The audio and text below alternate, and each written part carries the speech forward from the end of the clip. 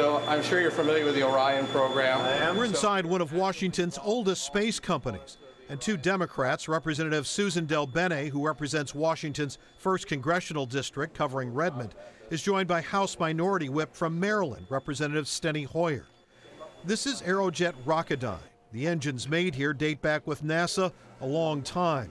And space in Washington means jobs, about 6,000. Space companies in the Northwest began 50 years ago with Aerojet Rocketdyne, which kind of stood alone for a long time, but now space is becoming a much bigger deal with a lot more companies. We've done about 9 cities on a listening tour. We've got to be future-looking, be long-term thinkers. The question, what can be done to expand American-based industries like space, and what can be done to keep regulations from getting in the way? At the table included are spaceflight industries, which has a system to deploy bunches of small satellites per each mission.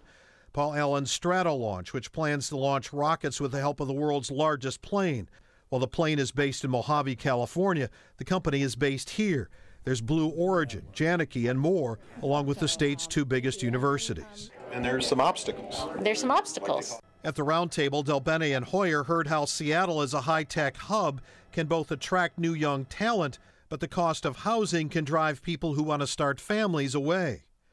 Another impediment, those companies would like to see NASA locate some facility here that companies could collaborate with and use for large-scale testing.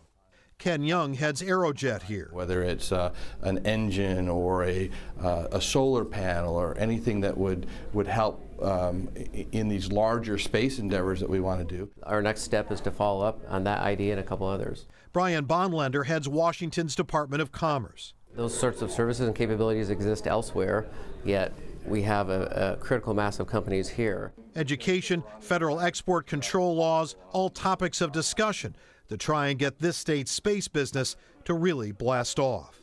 In Redmond, Glenn Farley, King 5 News.